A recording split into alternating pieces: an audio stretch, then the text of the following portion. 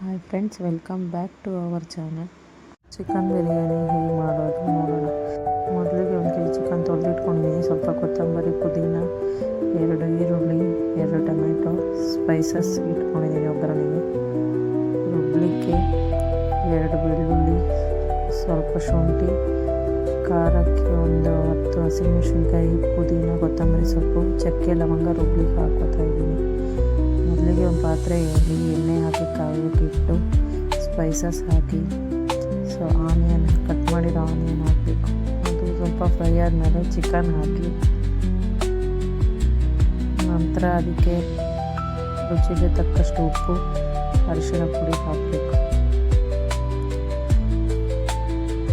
ನಂತರ ಕಟ್ ಮಾಡಿಟ್ಕೊಂಡು ಸ್ವಲ್ಪ ಪುದೀನ, ಕೊತ್ತಂಬರಿ ಸೊಪ್ಪು, ಟೊಮೆಟೊನ ಒಗ್ಗರಣೆಗೆ ಹಾಕಬೇಕು.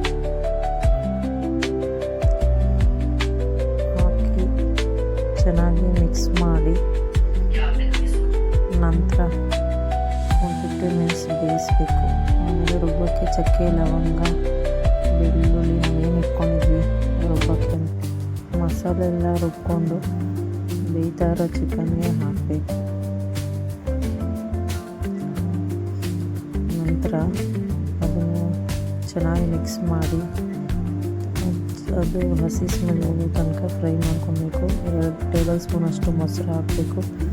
ಸ್ವಲ್ಪ ಚಿಕನ್ ಬಿರಿಯಾನಿ ಮಸಾಲ ಹಾಕಿ ಮಿಕ್ಸ್ ಮಾಡಿ ಮಸಾಲೆ ಎಲ್ಲ ಕಾಯಿ ಬಿಟ್ಕೊಳ್ಳೋವರೆಗೂ ಫ್ರೈ ಮಾಡಿ ಒಂದು ಪಾತ್ರೆಯಲ್ಲಿ ಬಿಸಿನೀರು ಕಾಯ್ದಿಟ್ಕೊಂಡಿದ್ದೆ ಅದನ್ನು ಹಾಕ್ಕೊತಾ ಇದ್ದೀನಿ. ನಂತರ ತೊಳೆದಿಟ್ಕೊಂಡಿರೋ ಅಕ್ಕಿ ನಿಮ್ಗೆ ಯಾವ ಕ್ವಾಂಟಿಟಿ ಬೇಕೋ ಅಷ್ಟು ತಗೊಳ್ಳಿ. ಅದನ್ನು ನೀರು ಬಾಯ್ಲ್ ಆಗ್ತಿದೆ ಹಾಕ್ತಾಯಿದ್ದೀನಿ.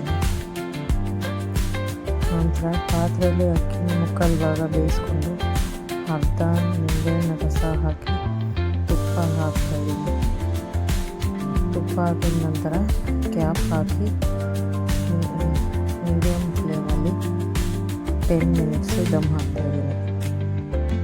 ಈಗ ದಮ್ ಹಾಕಿ 10 ಮಿನಿಟ್ಸ್ ಆಗಿದೆ. ಕುಕ್ಕರ್ ಓಪನ್ ಮಾಡ್ತಾಯಿದ್ದೀನಿ. ನೋಡಿ ಹೇಗೆ ಬಂದಿದೆ ಬಿರಿಯಾನಿ.